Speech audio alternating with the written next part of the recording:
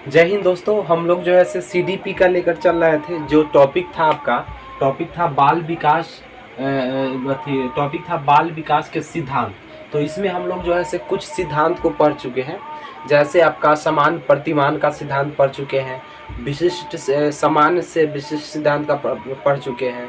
उसके बाद जो बोले हैं दो गो था, एगो सिर से पैर की ओर जाता है और एक मध्य से होकर दूर तक जाता है। ये सब हम लोग पढ़ चुके हैं। व्यक्तिगत विभिन्नताएं तक हम लोग आए थे, तो मोबाइल में कुछ गड़बड़ी के कारण वो क्या हुआ था, उसका फुल हो गया था, इसके कारण बंद हो गया था। तो आइए दोस्तों, आज बाल विकास का जो 2 टॉपिक छोड़ दिए थे उसको पहले कंप्लीट करते हैं। तो हम लोग व्यक्तिगत विभिन्नताओं का जो है से ये देखे थे। अगर आप इससे पहले वाले वीडियो बाल विकास के सिद्धांत का अगर नहीं देखे हैं तो सबसे पहले उसको जाकर देखिए दोस्तों। उसी में हम लोग व्यक्तिगत विभिन्नता के बारे में चर्चा कर चुके थे और उसमें कुछ बात बताना था, इसलिए उसको लिखे हैं।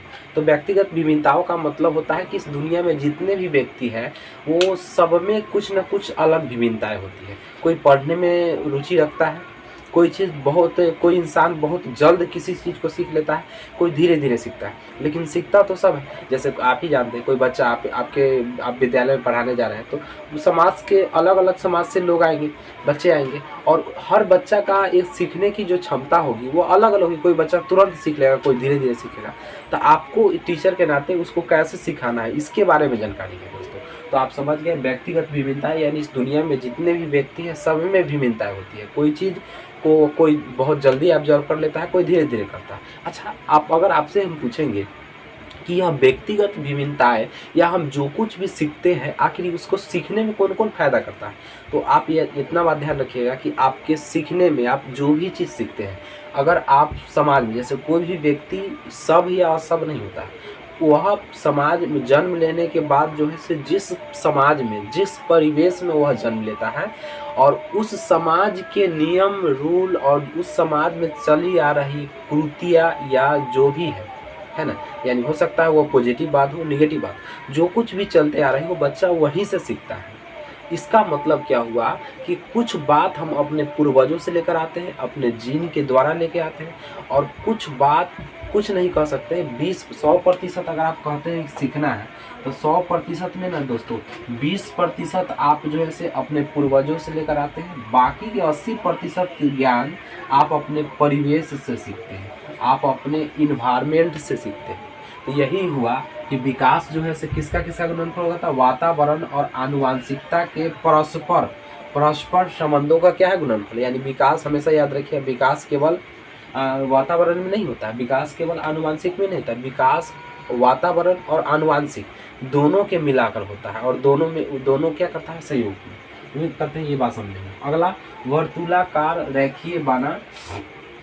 वर्तुलाकार बनाम रेखीय प्रगति का सिद्धांत। ये बात ही बाल विकास के सिद्धांत का अगला प्रकार है।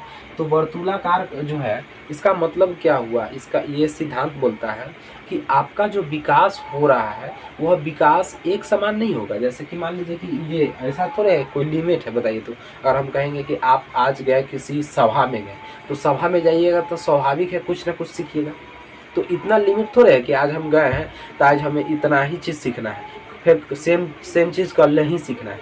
यानी इसका मतलब क्या हुआ कि हम लोग का विकास एक समान नहीं होता है। विकास किसी दिन हम लोग कुछ ज़्यादा समूह के साथ जुड़ जाते हैं, ज़्यादा परिवेश के साथ जुड़ जाते हैं, तो उस दिन हम लोग का विकास ज़्यादा हो जाता है। जैसे अगर आप समाज में चले गए, समाज में ज़्यादा लोगों के साथ रहेगा तो आपको बोलने के भाषाई विकास ज़्यादा हो जाएगा। किसी दिन आप समाज में नहीं गए, अपना घर पे ही रह गए, तो भाषाई विकास कम होगा। यानी इसका मतलब क्या हुआ कि आपका जो विकास है, चाहे वह कोई भी विकास हो, वह एक समान नहीं हो सकता। किसी दिन ज़्यादा हम लोग सीख लेते हैं तो किसी दिन कम सीख पाते हैं, किसी दिन बहुत ज़्यादा सीख लेते हैं। यानी हम लोग का विकास एक रेखा में नहीं चलता है, वो इस तरह से चलता है, इस तरह से विकास आपका चलता है। तो ये आपको वर्तुलाकार है। क्या है दोस्तों, इसको हम लोग कहेंगे वर्तुलाकार है। यानी हम लोग का जो विकास का जो है, विकास की जो प्रगति होती है वह रेखीय नहीं होकर वह क्या होती है, वर्तुलाकार होती है। यानी विकास ऐसे होता है। इसका मतलब हुआ क्या कि किसी दिन हम कुछ ज़्यादा सीख लेंगे, किसी दिन कम सीखेंगे। हर दिन, अगर आप ही बताइए दोस्तों, हर दिन हम एक समान कैसे सीख सकते हैं? हर दिन अलग अलग सीखेंगे, किसी दिन ज़्यादा सीखेंगे, किसी दिन कम। तो इसलिए इस सिद्धांत को कहेंगे वर्तुलाकार बना रेखीय प्रगति का सिद्धांत। उम्मीद करते हैं दोस्तों ये सिद्धांत आप लोग समझ में आ रहे हैं। सीधे याद रखना है, ये विकास जो है एक दिशा में नहीं चलेगा, किसी दिन ज़्यादा हो किसी दिन कम। यानी विकास वर्तुलाकार होता है, याद रखिएगा, रेखीय नहीं होता है, क्या होता है, वर्तुलाकार होता है। एकीकरण का सिद्धांत, एकीकरण का सिद्धांत क्या क्या कहता है कि अगर हम कोई भी काम कर रहे हैं तो एक ही केवल उसी का ही, जैसे हम मान लीजिए कि हम कोई चीज़ को धक्का दे रहे हैं, तो धक्का दे रहे हैं तो हाथ से दे रहे हैं, इसका मतलब थोड़े हुआ कि केवल हाथ ही नहीं, हमारे शरीर के सारी शक्ति, सारी तंत्रिकाएं, सारी मांसपेशियां उस दीवार पर जो है से क्या करती है, काम हो जाती है। अगर हम किसी चीज़ को धक्का दे रहे हैं या किसी चीज़ को खींच रहे हैं तो इसका मतलब थोड़े कि मेरा केवल हाथ ही खींच रहा, नहीं, हमारे शरीर के अंदर जितने भी बॉडी है, जितने भी मांसपेशियां है, जितने भी हमारे पास फोर्स है, वो सारे फोर्स का यूज करके हम लोग क्या कर रहे हैं, खींच रहे हैं। इसका मतलब हम कोई भी काम करते हैं तो हमारा शरीर की सारी कोशिकाएं, सारी मांसपेशियां उस पर एकाग्रता होकर, एकीकृत होकर क्या करता है, उस पर होता है। यानी विकास का ये एकीकरण का सिद्धांत कहता है कि कोई भी काम हम लोग करते हैं तो केवल उसी अंग का नहीं करते, हम अपने शरीर के सारे तंत्रिका और सारे मांसपेशियों का यूज करते हैं, तो इसी को हम लोग कहते हैं एकीकरण का सिद्धांत। यानी विकास हमेशा क्या होता है, एकीकृत होता है। एक विकास होने से केवल एक विकास नहीं होता है, बहुत सारे विकास हो जाता है। तो ये चीज़ हो गया विकास के सिद्धांत। तो आपको दोस्तों विकास के सिद्धांत से 1 क्वेश्चन, 2 क्वेश्चन, 3 क्वेश्चन एकदम निश्चित तौर पर पूछा जाएगा दोस्तों। तो जितना विकास का सिद्धांत बताया है, इसके अलावा आपको कोई सिद्धांत नहीं पढ़ना है, इतना ही सिद्धांत में से आपको क्वेश्चन आएगा। आप प्रीवियस ईयर का क्वेश्चन मारिए, ए से बेसिक कुछ नहीं जाएगा दोस्तों, सारा क्वेश्चन आपसे बनेगा। बाल विकास के सिद्धांत में से एक भी क्वेश्चन आपका गड़बड़ाएगा नहीं, केवल आपको वीडियो देख लेना है। जो वीडियो बना दिए हैं CDP का, ये आपको चौथा पॉइंट है। हालांकि उस दिन ही बना देते, लेकिन ये मोबाइल का जो है से कुछ गड़बड़ी करने के कारण पूरा नहीं बना पाया।